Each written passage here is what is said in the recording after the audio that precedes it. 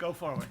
All righty. So thanks everybody for being here, and have a seat. I thought for a minute there it was going to be standing room only for this conversation, but my goal today is to ask questions, and hopefully at the end of the time you guys will answer all of my questions. So that the goal is to ask questions. So I got to keep moving. So what I want to talk about is the hospital and how it's changed from the last 200 and so years, and how maybe what we expected of it 20 years ago is not what we expect of it today. So what do we expect of hospitals in 2026? But really we got to think forward, what do we expect from hospitals in 2030 and 2040? That's the question I want to have. The terms that we talk about here are two things. What is community benefit? And do we all agree on what is community benefit? And the second thing is the promotion of health. And what do we mean by promotion of health? And are they the same things that we thought about when a lot of this legislation, a lot of these rules were established? What do they mean to us today? How are they related to tax exemption? And how have the definitions changed over time? So basically, hospitals have changed. And basically, healthcare financing started with basically philanthropy. And that's what guaranteed the tax exemption for the hospitals. The hospitals went from providing services to the poor to providing services with very sophisticated medical needs, medical community benefits. They changed. And the technology changed, and so it went from low cost to very high cost. And so the question is, as these things happen, has this changed? Have the definitions of community benefit and promotion of health changed? And if we were to decide how to define them today for tomorrow, what would we effectively do? So we start back, and where did the hospitals start? They started as charitable organizations, and they were, University of Pennsylvania, they were Bellevue, and they were all charitable. And they were in the poorest communities in most cases in that city. So they started out with one mission. Johns Hopkins, I got to do a promo for Hopkins here. We essentially changed a lot of the mission of the hospital from being care for the poor to really incorporating science into the decision-making of the hospital and of the physicians, and bringing science into the bedside. So, and all these things that we all know about, it really changed it, but it made the hospital much more expensive. In 1920, a day in the hospital was $4. $4. In 1970, it was $44, increased by 1,000%. And as you can see, by 2020, it's $3,300 a day. So hospitals have become much more expensive because they are doing very different things now than they were before. And people can't afford these costs, so how do we pay for it? We have insurance, and we started insurance in 1929. And before that, it was essentially something that essentially only paid for bartering goods, for things like getting funny things with your doctor. That's how it was. 1930, we started getting insurance. 1960s, we got Medicare and Medicaid. In the 1980s, the period when I started working on controlling healthcare costs accelerated. So you got to worry about what I say today, but recognizing that healthcare costs have in fact risen dramatically during the 1980s, 2000s. The question is, are they still rising now? Where are hospitals financed? Very important to recognize when we talk about community benefits, where does the money come from to pay for the hospitals to provide community benefits. It comes from private insurance, it comes from Medicare, it comes from Medicaid, it comes from the patients themselves, and some of it is for other services that the hospital provides, and a little bit of it's for grants and philanthropy, but very little of it comes directly from philanthropy. So most of it comes from the patient or the patient's insurer. That's where the money comes from to provide community benefits by the hospital. So what we know is that private insurers pay about 2.5 times what Medicare pays for the exact same service. So if the hospital is earning a profit, the money is coming from private insurance. That's where the hospital is earning its money. It's probably losing some money on Medicare, it's probably losing some money on Medicaid, but it's essentially making the money on private insurance in most places. Now, Medicare and Medicaid do provide some disproportionate share money and other kinds of things, but the money is coming from you and I. And so it's no longer from philanthropy, it's coming from insurance payments. Health insurance is paying for community benefits in the hospital. So, should we be asking you and I, or the taxpayer, to fund community benefits? That's what I want you to think about. Are hospitals the best entity to actually provide community benefits? They are trained to do acute care services.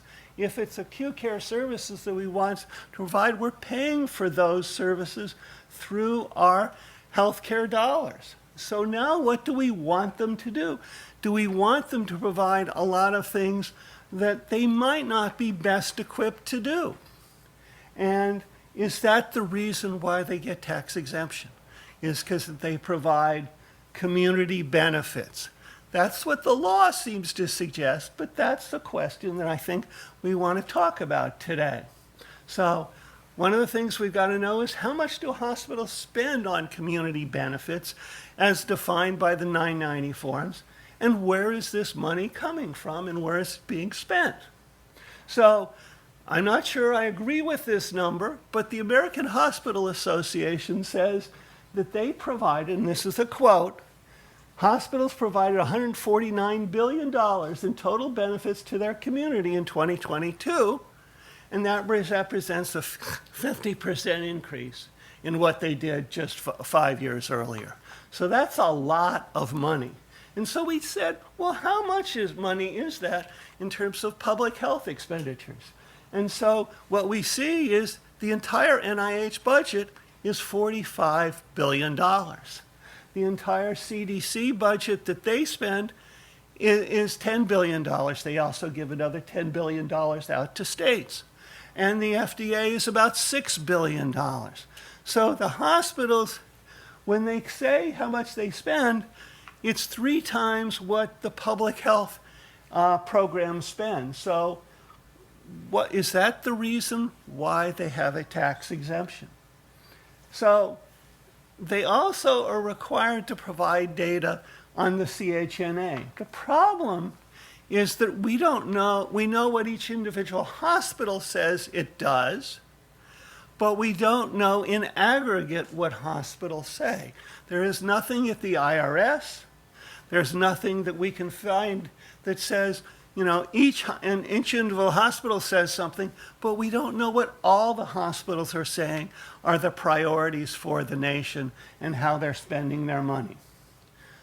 So we decided we would play with AI, and we would ask the hospitals and search all their reports, the CHNN reports, and they said, what do they say are the community needs of the hospitals?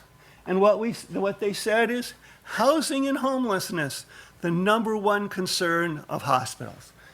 Food insecurity and access to healthy food, the second most important concern. Poverty, transportation, education, community resources. When we looked at the CHNAs, this is what they said. And the question I would ask you is, are they trained? Are they experts in housing? Are they experts in food insecurity? Are they experts in any one of these things which they say are their highest priority activities? That, for me, is an important question that I think we need to think about today. So these are the community needs. This is how the hospital determines that it is. But then the question is, do they spend money on this? If they say food insecurity is our major priority or housing is our major priority, how much of their dollars, their community benefit dollars, go to those? So is there a big disconnect between the CHNA reports and the dollars that are actually being spent? So we've been looking at the forms and the 990 forms that are being looked at. We think it's the best available data on how they're spending their money. And so we've published a series of papers. And really, I should just give all the credit to Hossein. He has published a whole series of papers, and we've just added our names to his papers. But this is how the 990 form says we should spend the money. It should be on financial assistance, on charity care, shortfall. All of you in this room know this list pretty well. This is what we said in 2008, 2009, what defines community benefit. And what essentially Hossein and others have done is taken a look at this and what are the definitions and how is the money actually being spent in this so-called $149 billion. And one of the things that we look at on the 990 forms, it's what's not on that list. It's important to know what's on the list, and I'll talk about that in a minute. But it's also important to know what's not on that list. And so we've been talking about social determinants of health for a long time. There's not really an easy category on the 990 form for social determinants of health. One of the things that hospitals talk about a lot is they are a major employer in their community. And they are a major employer in their community. They're an economic engine for a lot of their communities. That doesn't show up anywhere. Giving that they give to the community, we sort of can figure that out in the 990 forms, and there may be a place for that, but it's hard to do it. We don't have any information about how it influences the community itself, at least at a national level. We can get that information from the hospital if they do a community benefit report about their community, but not about anything about the nation. There's hardly any way to do it. And other things that we need to have. So this is how, when we look at and aggregate the 990 forms for all the hospitals, 41 billion, the biggest category, is for Medicaid shortfall. The second largest is for bad debt. These are where the hospitals, in their 990 forms, say, this is what the definition of community benefit is. And so we said, what's going on here? Are these things benefiting the community? Are they benefiting the hospital? And you can disagree with this, but when I look at it, I say the primary benefit for Medicaid shortfall is the hospital. The primary benefit of the hospital for bad debt is the hospital. And then we get things like community benefit for the community is charity care and subsidized services. But these are much smaller than the first two. And then, I'm going to talk about it in a minute, but unreimbursed education, unreimbursed unfunded research. So, Medicaid shortfall. You have an expensive hospital. It is very expensive, and it's going to have a very large Medicaid shortfall because what they charge or what they receive in dollars, especially from private insurance, and what Medicaid pays is going to be very large. If they're less expensive, that number is smaller. So the question is, because you're expensive, do you provide more community benefit? The way the system operates right now is yes, you provide more community benefit the more expensive you are. That does not strike me as being correct. Bad debt. It's not on the 990 forms. It is on the Medicare cost report forms, and so we know the bad debt that hospitals provide, and the American Hospital Association calls this a community benefit. But what is a bad debt? It's uncollected money from the person. And what we know about bad debt is it has very deleterious effects on the health of the population. So knowing that, why would you ever say that bad debt is a community benefit? Just have trouble trying to understand that. Research and education. We're in a research education institution, Johns Hopkins. We do more of it than any other place. At the hospital, at the university, in the public health school, at all sorts of places. But the question is, on the 990 form, we don't know what Johns Hopkins Hospital or any hospital is doing in terms of the unfunded research. What's the unfunded research doing? Is it stuff that we didn't get funded by the NIH, and so we decided to fund it ourselves? We actually are doing some of that right now. Or alternatively, is it, in terms of education, we already get, federal government always gives you money for training the residents, for training. It's not supposed to be in there, but we don't know what they're including in education. We sort of look at it. We cannot find any good evidence of what's in there as well. Is charity care a benefit? Well, I think that's where we started 200 years ago, is if that's what charity care got the tax exemption and whatever. But, and that was the reason for it a long time ago, but is it now the reason and is the community benefit? So we did a study. G. Bai was our lead person. She's now the designated Assistant Secretary for Planning and Evaluation.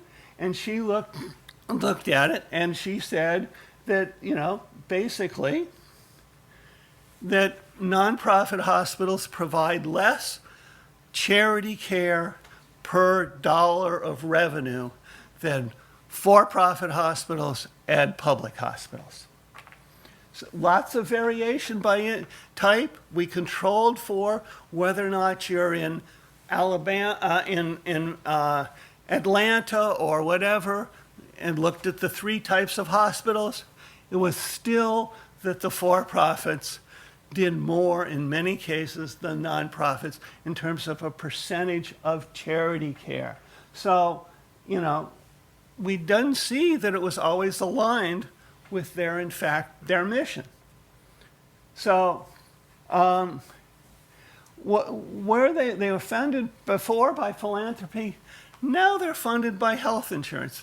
They're the premiums that you and I pay for it. So that's what it was in the past.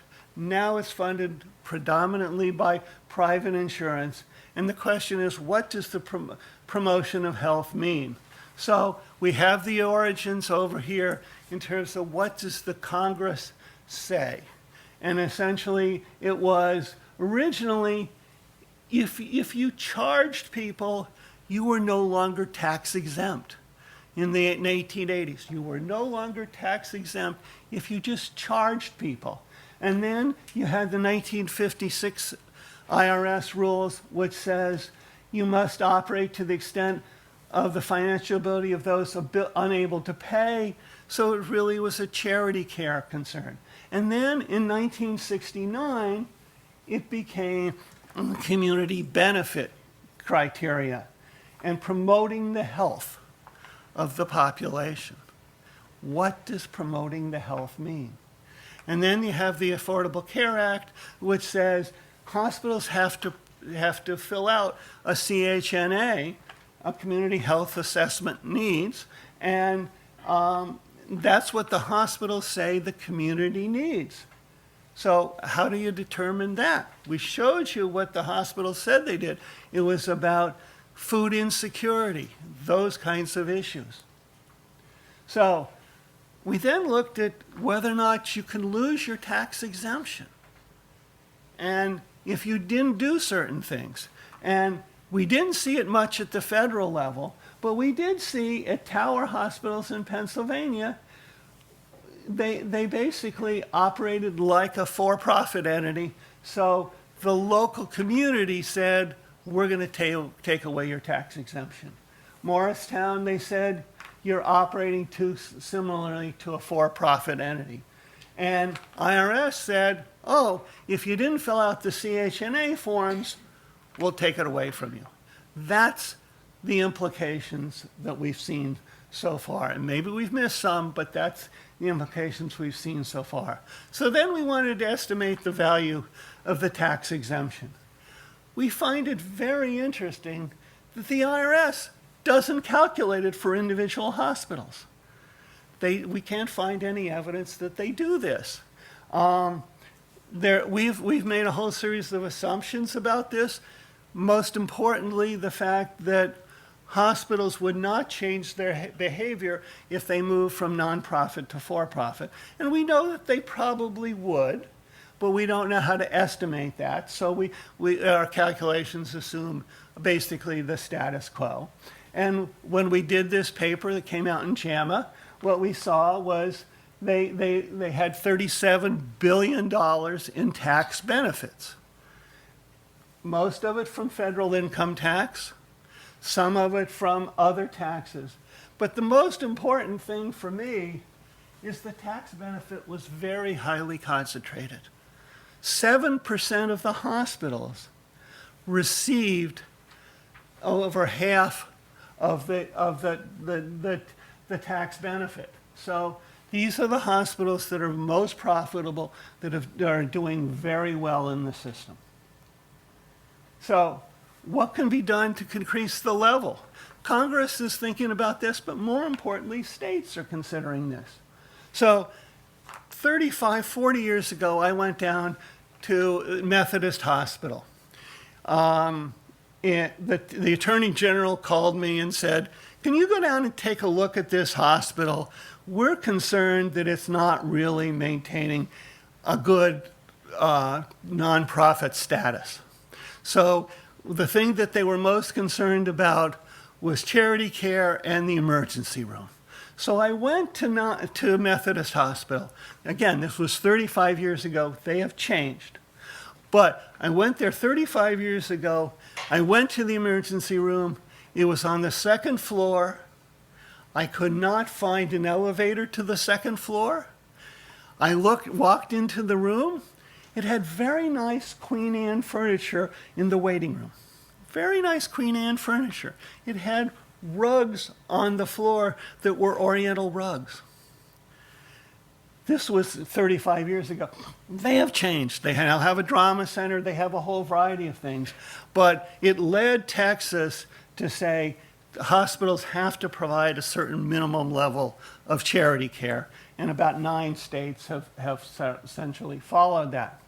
So another things we did is, what if you just ask hospitals to report the data that they do on community benefits? We have it on CHNAs, but what if states decide to ask them about the amount of charity care that they provide?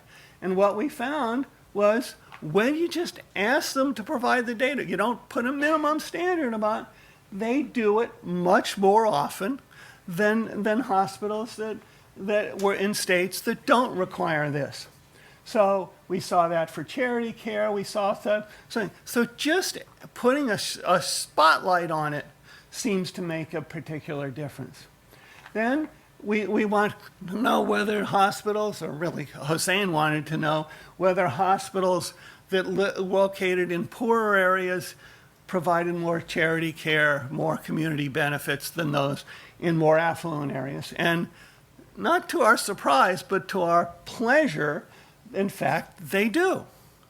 And this is in the fact that in many cases they are poorer hospitals. They have less resources, but they do, in fact, provide more services. So now we wanted to look at the tax exemption that they received on one side and what they say they provide on community benefits on the other. And so we wrote a paper just recently, and basically what we found was that 24% of the hospitals, almost a quarter of them, had more value from their tax exemptions than they did in terms of their community benefits when we looked at all of their community benefits, When we looked at their charity care component, only 1 out of 5 provided more in terms of charity care than they got in terms of tax benefits. We just then decided I'm not going to talk and name names today, but we have the names. But basically hospitals A, B, C, and D. We looked at the hospitals with the greatest value of tax deduction, which is, somewhere between $300 million and $400 million.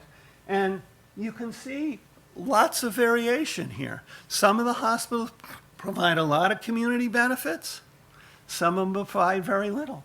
Some of them do a lot of charity care, not as much as their tax exemption, but a lot of charity care, and some do very little.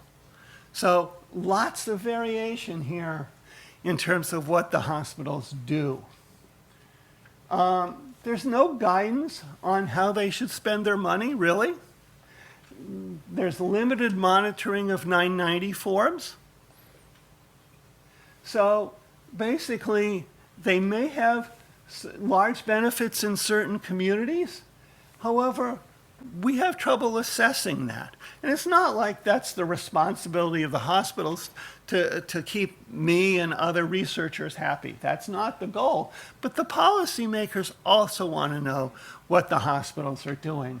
And so we have trouble when Congress asks us, what's the hospital doing? We're trying to figure that out. So we used what data we had to try to answer that particular question. So the hospitals, as I showed you from the CHNA, said things like access to care, food insecurity, medication adherence. Those are important factors. And so we wrote a paper in Health Services Research, and what did we find? No significant associations in the national level between spending on things like food insecurity at the hospital or medication adherence for diabetes and better outcomes. We did see some impact on health professions and medication adherence for hypertension, but the amount that the hospitals would have to spend on this area would have had to have been so large to actually have a clinically meaningful impact on this. So yes, it was statistically significant, but it wasn't large enough to have a very large impact. So are we measuring the wrong thing? Are we asking the hospitals to do certain things that they're not particularly good at? That's the question that I think we want to talk about today. So what are the questions moving forward? We need a better way to record hospitals and what they're doing in providing care. Congress needs to take the lead on this. They have not. Is the hospital the best place to do this activity? And the most important thing to remember as we think today is, where does this money come from? This money comes from the amount that we pay in terms of amount for our premiums and other things. Right now, the typical, and KFF put this number out, the typical person is paying $27,000 for health insurance premiums. That is, a lot of that money is, some of that money is going to community benefits spent by the hospitals. If the hospitals are spending it well, all really good. If they're not spending it well, I'm concerned. I might want to spend the money differently. With that, Hosein, I'll turn it back to you.